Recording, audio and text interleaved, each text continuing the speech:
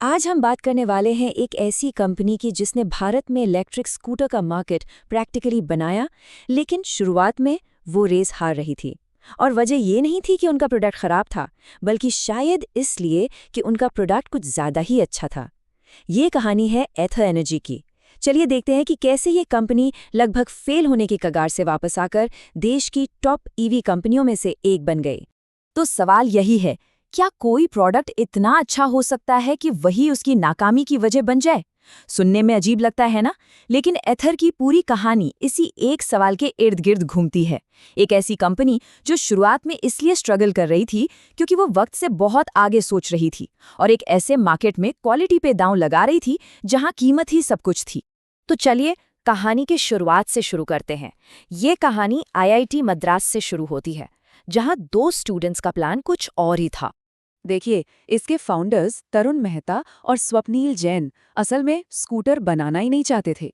उनका प्लान तो battery supplier बनने का था।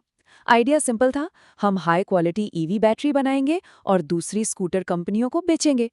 लेकिन जब उन्होंने मार्केट रिसर्च के लिए लोगों से बात की तो कहानी पूरी तरह पलट गई। उन्हें पता चला कि लोगों को सिर्फ बैटरी से प्रॉब्लम नहीं है, उन्हें तो पूरे स्कूटर से ही शिकायत थी। शिकायतें कुछ ऐसी थी, स्पीड नहीं है, पावर तो भूल ही जाओ, चढ़ाई पर तो धक्का लगाना पड़ता है, और डिजाइन वो तो बिल्कुल ही बोरिंग है। और बस यहीं पर वो आहा मोमेंट आया। उन्हें समझ आ गया कि असली प्रॉब्लम बैटरी नहीं बल्कि पूरा एक्सपीरियंस है। लोगों को एक अच्छी बैटरी नहीं, एक अच्छा स्कूटर चाहिए था। और इसी सोच के साथ 2013 में जन्म हुआ एथर एनर्जी का। मिशन अब नया था, सिर्फ बेस्ट ईवी स्कूटर नहीं बनाना, बल्कि ओवरऑल बेस्ट स्कूटर बनाना जो पेट्रोल स्कूटर्स को भी टक्कर दे सके। तो उन्होंने अपना पहला प्रोडक्ट बनाने के लिए जो जुनून दिखाया, जो सालों की मेहनत की, अब जरा उस पर एक नजर डालते हैं। ये सफर बिल्कुल भी आसान नहीं था। 2013 में कंपनी शुरू हुई और पहला स्कूटर लॉन्च होते होते 2018 आ गया। सोचिए, पूरे 5 साल। इस बीच फ्लिपकार्ट के फाउंडर्स और हीरो मोटोकॉर्प जैसे बड़े इन्वेस्टर्स ने पैसा लगाया, तब जाकर ये सपना जिंदा रहा। और परफेक्शन को लेकर उनका जुनून किस लेवल का था, इसका अंदाजा आप इस नंबर से लगा सकते हैं, 55। जी हाँ, उन्होंने पहला स्कूटर फाइनल करने से पहले 55 अलग अलग प्रोटोटाइप बनाए। ये दिखाता है कि वो किसी भी चीज से समझौता करने को तैयार नहीं थे। और नतीजा वाकई कमाल का था। एक ऐसा स्कूटर जिसमें टच स्क्रीन डैशबोर्ड था, गूगल मैप्स थे और ऐसा जबरदस्त एक्सेलरेशन जो किसी ने सोचा भी नहीं था। ये इंडिया का पहला स्मार्ट स्कूटर था जिसे लोग ईवी मार्केट का एप्पल कहने लगे थे।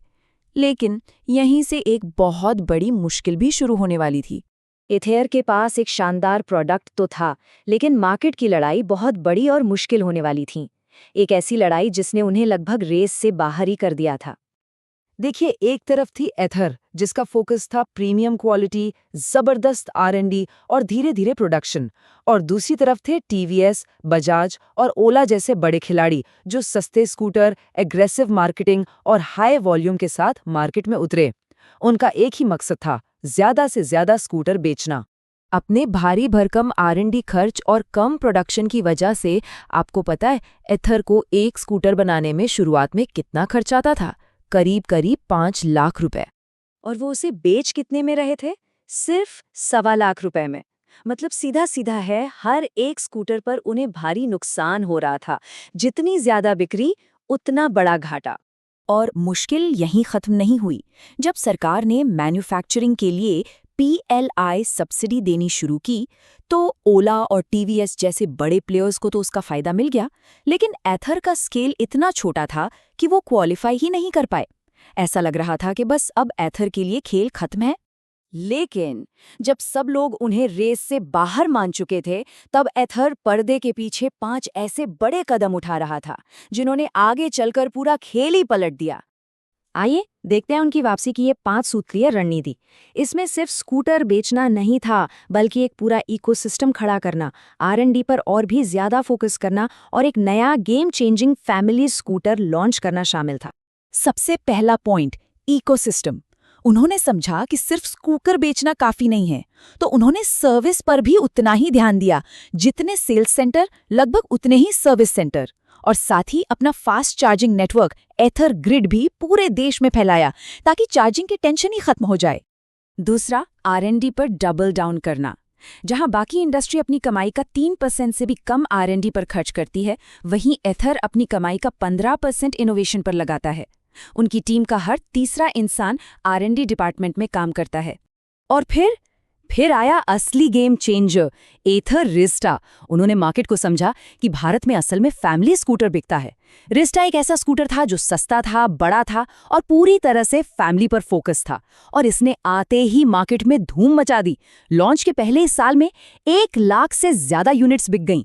तो इस जबरदस्त कमबैक का नतीजा क्या निकला और एथर की इस पूरी कहानी से हम क्या सीख सकते हैं? नतीजे वाकई हैरान करने वाले हैं। जरा इन नंबर्स को देखिए। जहां 2020 में कंपनी की सेल्स सिर्फ 35 करोड़ थी, वो 5 साल में 65 गुना बढ़कर लगभग 2655 करोड़ पे पहुंच गई। और ऑपरेटिंग लॉस, जो एक टाइम पर -523% था, वो घटकर सिर्फ -26% रह गया। ये एक शानदार टर्न अराउंड है।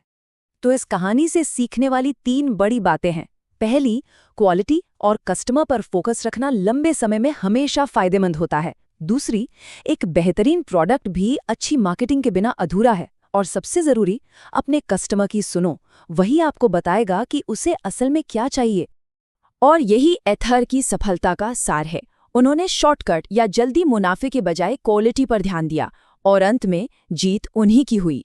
तो आखिर में एक सवाल छोड़ जाते हैं, इनोवेशन और क्वालिटी पर इतने जबरदस्त फोकस के साथ क्या एथर एनर्जी भारत की टेस्ला बन पाएगी?